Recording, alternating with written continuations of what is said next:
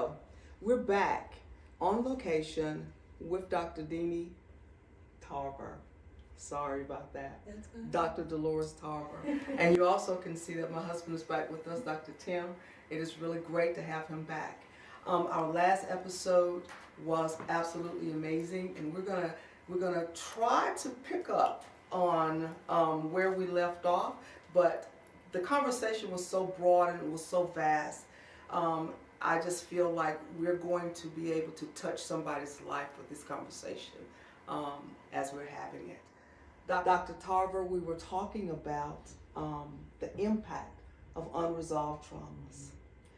And so many things opened up for us, I believe, during that show.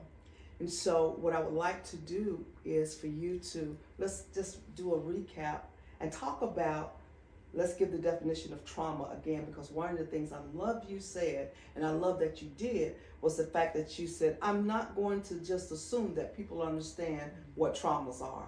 And so traumas, they come in all different shapes and sizes, and it impacts and affect people in different ways. So give us that definition of what trauma is, and then we'll go from there. All right. I'm so glad to be back with you. So as we were talking about earlier, I think a lot of times when people think of trauma, they have a narrow perspective of what trauma is. So for some people, that's sexual trauma. So if you were violently raped or sexually assaulted, molested, for other people, it's combat trauma. Here we are in the Fort Benning, Fort Moore now area, and so a lot of people think of combat trauma. So if you served in the military and you experienced some trauma there, but trauma is any significant experience that affects your mind, your body, and your spirit. It can be trauma from people being critical of you. It can be trauma from someone posing a threat to you. Mm-hmm. It can be trauma from being in relationships with people who demean you, who demoralize you, who shrink you. It can be in work environments where you feel crushed and stagnant, and as if you don't matter, and as if you're expendable and can be thrown away. So there are a lot of different ways that we can experience trauma. See, that expendable and thrown away, that was really such a detailed way to explain how some people go through their life feeling. And so this is why we're here. We're here because we want to open up all of those books and the layers, and we want to open up all of those experiences that people have had, whether it's in the church, it's in the homes, whether it's on the job, and all of those things that matter. And it keeps people in a place of bondage. Mm-hmm. So that's why we're here. We are. And Dr. Tim, what would you like to add to that? You know, I was just thinking as she was talking that the person that has some of all of those different kinds of traumas, but yet doesn't get anything resolved. And that's where I think, that's where I found myself in being an introvert and keeping things to myself, going through issues, feeling like nobody to talk to, can't trust anybody with what's going on inside. And as time passed, you find yourself 50 years old with all of those issues and still dragging them along. And so that impact not only affected you negatively, it affected people around you. It affected relationships. And one thing that I didn't realize that I was doing was because I thought because I was able to keep it inside that it wasn't affecting anything or anybody else. And I really didn't realize that it was. I was acting out, so to speak, and didn't realize why or what was going on. And it wasn't until I was able to effectively deal with some of those issues to relieve it. Because, I always talk about dragging the bag along with all of those issues. And as you're dragging it, it's collecting more and more stuff. And then you find yourself with a bag full of stuff, and it weighs so much that you're just dragging along in life because you haven't been able to get rid of some of that junk that's in the bag. That is really profound what you're saying. And Dr. Tarver, speak to that. The topic that we're talking about is the impact of unresolved stuff. So what does that look like? It's sort of like in a general manner, because I know it can present itself. He said like acting out. It can present itself in so many ways. But what are some of the ways that you have seen that people exhibit the ravages of trauma? What is it? Talk to us about that. So we got into a little bit last time, and I'm happy that we can unpack this a little bit more today. Fight, flight, freeze, and fawn. Right? So most people know fight or flight. Fight can manifest itself in the aggressive behaviors. It can manifest itself. Those are our controlling, sometimes verbally abusive people, right? Because you've had to protect yourself throughout your life. And so what you're trying to do is get people off you. One of the best ways to get folks off of you is be angry. Because people will not bother you when you're in that space. Right. You can be enraged in that space, and it moves people out the way. It's a protective mechanism for us. Flight is those of us that try to escape. And so we're trying to maneuver out of the situation. What can I be able to do to not have to deal with this? And so you might see those people be more avoidant. Those might be the people that don't open the mail. Those might be the people that don't come around folks. That are watching church virtually but aren't coming into the space because they just had so much negative experience. They're like, I just can't be in there because I can't regulate my body when I get in that space and I want to run. Those are people that have problems committing in relationships, that end up having a lot of chaos in their relationships. Then we have freeze. So freeze is our perfectionists. Those are the people that have a lot of anxiety. And so what ends up happening is I feel paralyzed, and so I'm going to take on too much at work. I'm going to be the person that is the strong one in the family. I'm going to be the person that's the responsible one in the family, because I am doing everything I can to just make it go away. What's the best possible way to have the least amount of impact, right? So we think about, how do I get this over with? And I get this over with by just kind of going along. Let me just kind of go. Let me just okay. If I don't say anything, people won't see me. Those are the people that are introverted, right? The invisible feeling people are our freeze people. Our fawn people are very accommodating people. They have problems with problem solving, judgment, so they find themselves making the same kinds of decisions over and over again in relationships, at work, because again, I feel like I'm that little kid. And so if you've ever had a traumatic experience, Dr. Ingram, you mentioned this, there's a little kid, you get stuck in whatever that space was. That's what fawn is. You are operating out of that little child, and that little child is trying to do anything to be pleased, and loved, and valued, and validated. That is so good. And when you were talking about that, it just made me think on my daughter. And of course, her story is her story to tell, but she had a very traumatic experience. And as you were saying, she stopped. Everything stopped right there at that age. Her inability to process, and it's one of my daughters, her inability to be able to make good quality decisions and things of that nature, it stopped. She stopped right there. I hope that makes sense. Absolutely. What I'm trying to convey. But I was just thinking about how the impact of what happened to her, it spread throughout every aspect of her life, and even spilled over into other family members' lives. So that freeze is really, that's something else. Was that the freeze or the fawn? The fawn is the little one. Okay, the fawn is the little one. Okay, all right. So, Dr. Tim, what do you have to say about that? And I want to talk about that. It's something I want to talk about when you're done. Well, I was just thinking, I have a little bit of all of that. I've done a little bit of all of that.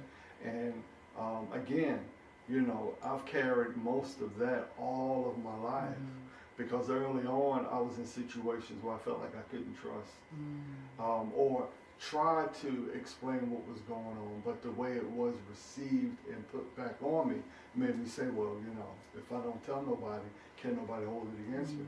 And I've done that all of my life, and realized I was going in circles and couldn't figure out why.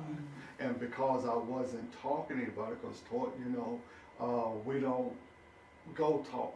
We hold it in. God's gonna work everything out, and it just didn't work out that way for me. So in my 50s, I finally decided to go talk to somebody and started getting those avenues to relieve some of those situations and being able to finally see this is why things didn't work out the way I wanted them to, because I was holding things inside, and when something came along that reminded me of something, I would either fight it or and blow it totally out the water, or I would avoid the situation. You know, so like I said, I can see myself in all of that. And again, you know, I think about people that live a whole life and never get the help that they need, and don't realize why, because a lot of times we're taught, you know, it's something we've done, and like I said, we just live our lives with this. Yeah, and I'm so glad that we are part of changing that narrative. I'm so glad that we're part of, and I always say, you know, pulling the covers away and being able to unpack some of the things that we need to unpack. I'm going to slow it down just a little bit, because what's happening here is such a great exchange.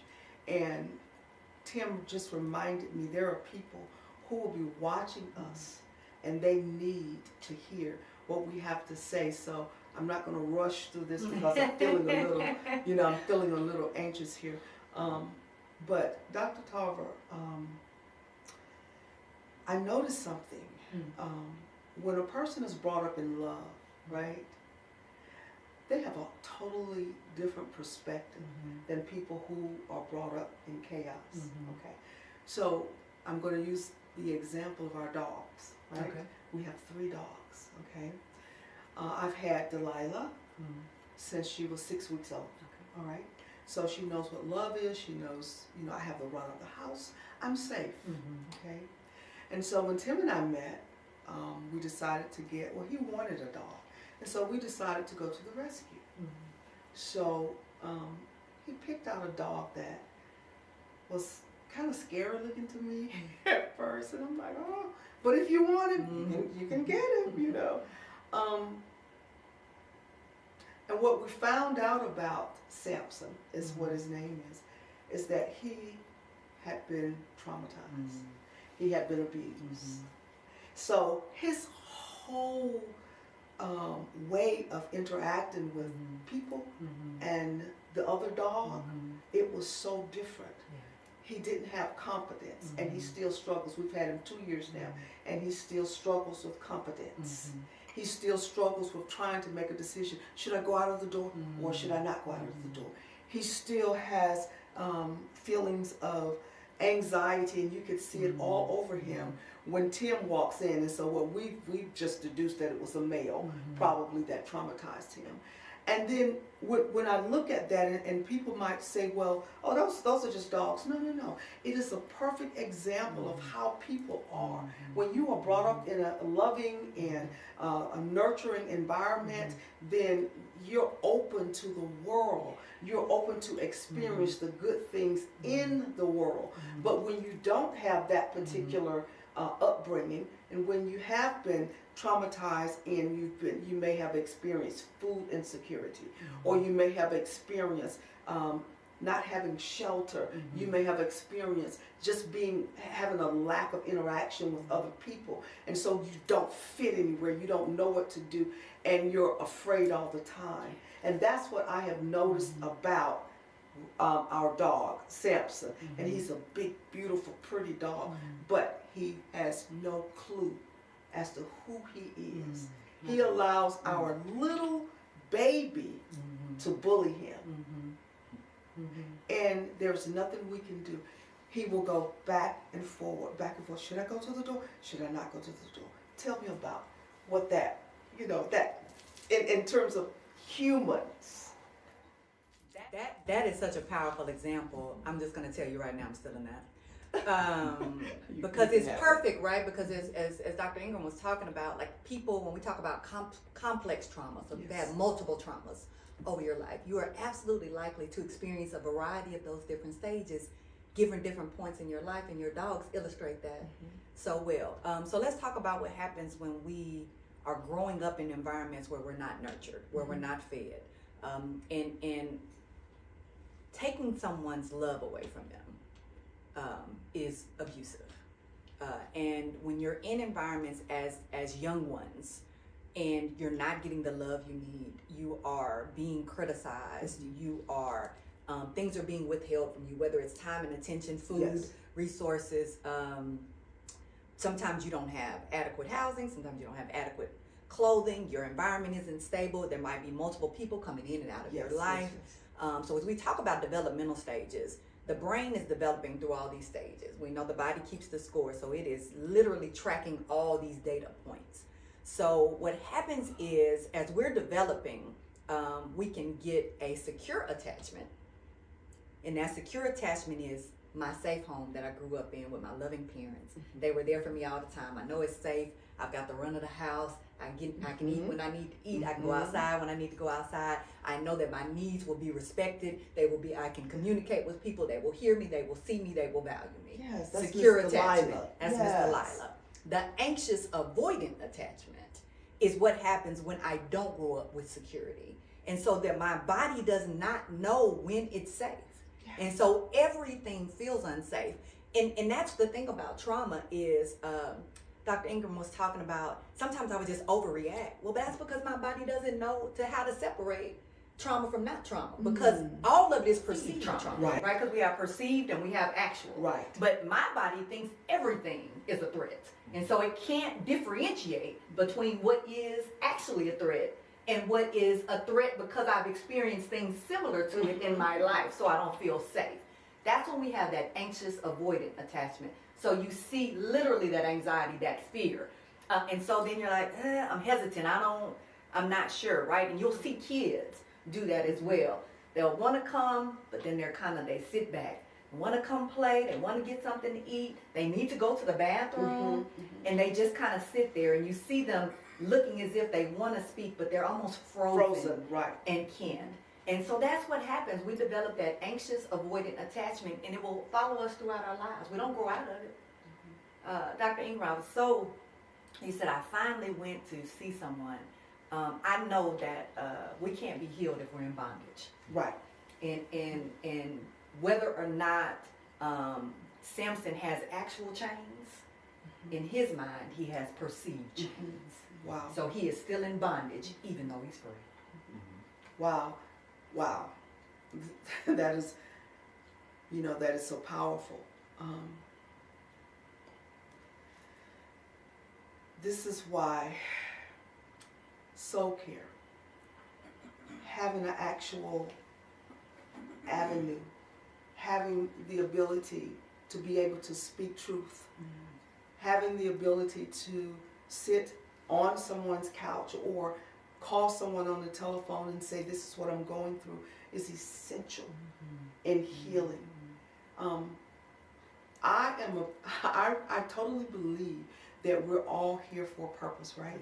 And so we can't reach purpose and destiny when we're in bondage and when we're bound up. And I think I remember, Tim, and you can correct me if I'm wrong, you said that you had already made it up in your mind that you were not going to cry when you went. Was that something that you said to me? When I went where? When you went to get help. Oh, yeah. I went to see A psychologist. therapist, yeah. And, like what I wasn't doing, I laid down on a chair. 2 minutes into it, I'm bawling like a little boy. Yeah. Because I was finally able to let it out. And because it was some stuff that I didn't remember that happened to me, that the therapist was able to let me see. And, some traumas I had 6, 7 years old that I had sort of suppressed and had act like it never told anybody. So I was 6, 7 years old, something bad happens, and I already had processed that my mom was overtaxed. So I wouldn't tell her because I didn't want to be a burden on her. And she's all I had. So if I'm not talking to her, there's nobody else in this world to talk to. And then as I grow on, then now there's church, and you can't really be as vulnerable as you need to be because some places aren't as safe as they should be. So again, you're holding on to all that stuff, and you just learn to hold everything inside and act like everything is okay. And you think you've got everybody fooled because, you know, I was the master of my world could be crumbling, but you couldn't tell by looking at me that anything was wrong. But at the same time, I was reacting in ways that wasn't natural. Right. It's such a defense mechanism that that we develop, because what we have to do is we have to protect ourselves, and so we find ourselves developing defense mechanisms that are not healthy. They're not healthy for us. They're not healthy for people who are around us. I can remember going to a therapist myself because I was seeing things, you know, within a ministry that I was in, and I was thinking, is it me? I don't, something is wrong with how this is playing out. What? And so I had made the determination that, number one, I wasn't going to cry when I went in, and I had also made the determination I was going to be as vague as I could be, you know. So, in going in, she said, "So how could I help you?" And I began to say, "Well," and nothing would come out except tears. And I wept, and I wept, and I wept, and I wept, and I wept, and when I finally stopped weeping, she said, "Now let's talk." And then one of the things that was so amazing to me at that point was she validated what I was feeling. And she said, "What makes you think what you're seeing and experiencing is not real?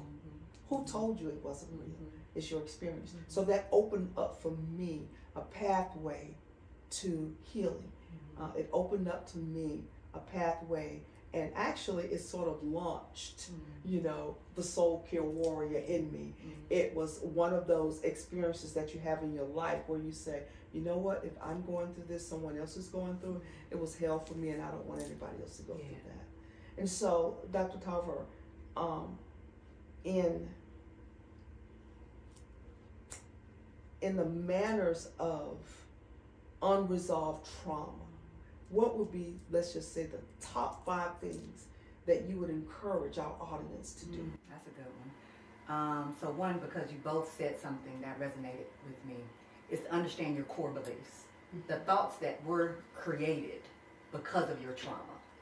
Things like, I don't want to be a burden to people. People can't handle my trauma. I need to have a front in front of people. I need to at least look whole in order for people to see me as someone who can be credible, to be able to do what I need to do, right? So these core beliefs, it was my fault. It wasn't really a trauma. It wasn't that bad. Other people have been through worse things. Oh my gosh, right? yes. So the core beliefs is definitely one of them, is understanding your core beliefs. 2, what you just said, feel your emotions. You both talked about being in spaces where it didn't feel safe to be able to release, right? And if you are going to heal, you got to go through that hurt. Absolutely. Those emotions, as big and uncomfortable as they are, they're needed in order for us to be able to heal from our trauma. So we have to learn how to connect emotionally. 3, get you a good support system. There are so many times where people are trying to heal and they're around people that are not only unhealed, but who don't want you to heal. That's so true right there. Because sometimes what happens when people, particularly if they're perpetrators of our trauma, they want us to stay in that place. Absolutely. Because that is where they have the most control of us. Absolutely. So when they have us in that state of mind, if we're in freeze, if we're in fawn, they want us there. So you have to have a healthy support system if you're going to be able to heal from your trauma. 4, you got to talk to God. Some of us are angry, and God can handle it. We are angry with God. Like, how could you allow this to happen? What did I do to deserve this?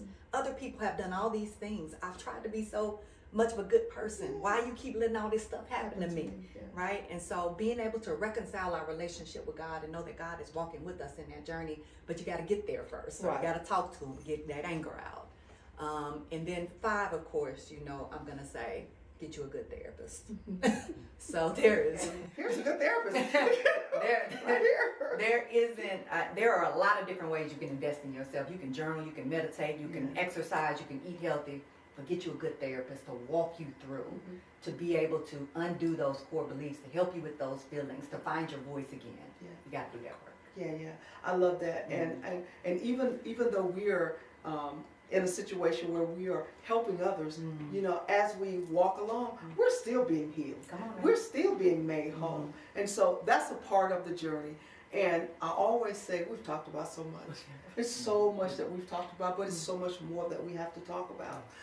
And so with that, this is what I want you guys to just wrap yourselves up in these conversations that we have had. I want you to listen over and over again, because I'm telling you, there is hope for you.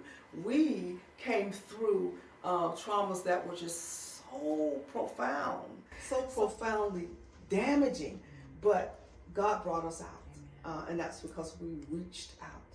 And I want you to reach out to beautiful people like Dr. Tarver. I don't know if she's looking for clients, but I'm not going to say she is, but let me tell you, she is definitely a gem. And I just want to thank you for being with us. I really do appreciate your depth of knowledge and also you being a sister. I appreciate it. Thank you so much. Thank you for having me. So until next time, you've been watching SoCat 360.